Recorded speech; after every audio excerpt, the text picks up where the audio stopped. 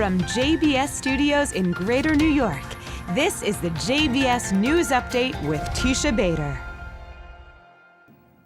I'm Teisha Bader with the JBS News Update for Tuesday, April the 25th, 2017.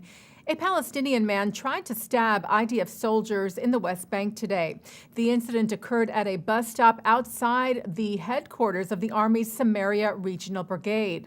An IDF spokesperson said the terrorist took out a knife and ran at the troops, who opened fire and shot the man before he could hurt anyone. The terrorist received treatment at the scene from IDF medics and was then taken to Petah Tikva's Beilinson Hospital for further treatment in serious condition. Israeli Prime Minister Benjamin Netanyahu canceled his scheduled meeting today with Germany's visiting foreign minister because of his plans to meet with a far left-wing Israeli group. Netanyahu's office conveyed a message to Sigmar Gabriel that if Gabriel went ahead with plans to meet with the organization Breaking the Silence, the prime minister would not meet with him. Breaking the Silence is a group of former Israeli combat soldiers who report on alleged human rights violations against Palestinians, known to be critical of the IDF and the Israeli government. This morning, Gabriel rejected the ultimatum, saying it was important to not only meet with government officials, but also with organizations who were critical of the government. Gabriel did meet this morning with Israeli President Reuven Rivlin in Jerusalem, where he said that the incident would not affect the strong ties between Israel and Germany.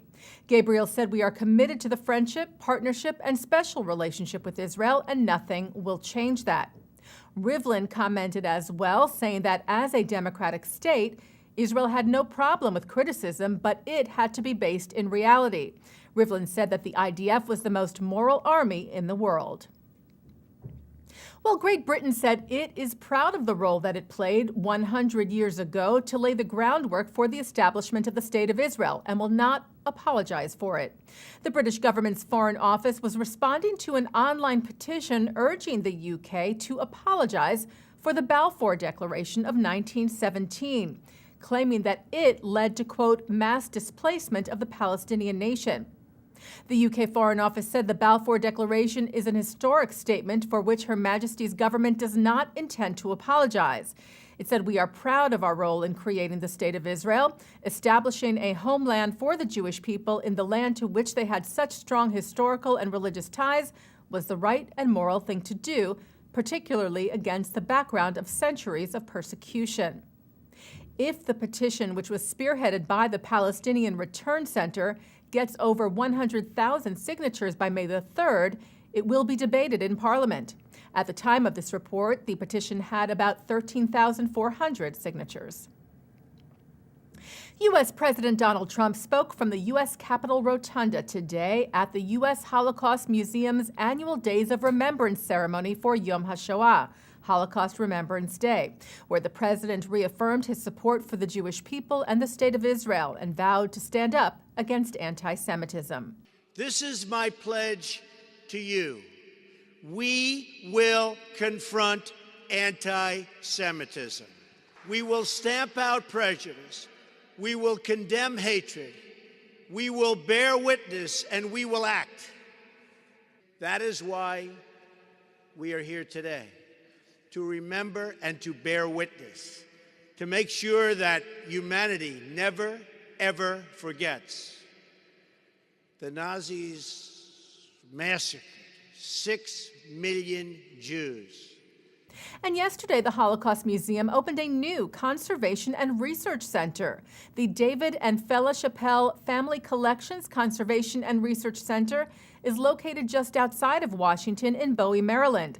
Its 103,000 square foot state-of-the-art facility houses and preserves documents and artifacts from the Holocaust, like children's toys and items of clothing, as well as items like sewing machines that were used in the concentration camps.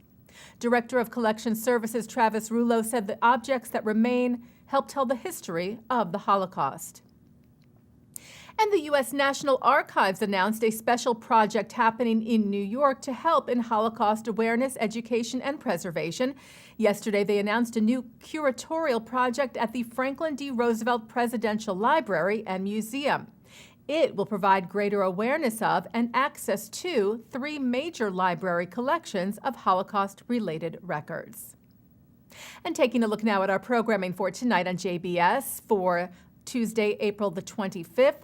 At 7 o'clock, a discussion from the 92nd Street Y with French journalist and author Bernard-Henri Lévy and NYU law professor Thane Rosenbaum. At 8 o'clock, Rabbi Haskell Lookstein and Father Will Terrell address religion in the modern world in a program sponsored by the American Jewish Committee and the Brother Driscoll Lecture on Jewish-Catholic Relations of Iona College. At 9, Mark Golub sits down with Eugene Aryeh Leibovitz, who shares his journey of survival from Auschwitz and later of commanding troops in Israel's War of Independence on L'chaim. And at 10 tonight, a discussion on U.S.-Israeli relations from Yeshiva University's Wilf campus in New York. And coming up right after this newscast tonight, Mark Golub speaks with Simone Rodan Ben-Zaken, director of AJC's Europe office, who talks about the results of France's national elections first round and their implications for the Jews of France. That's on tonight's In the News at 6:30. And that's the JBS News Update for Tuesday, April the 25th, 2017. I'm Teisha Bader.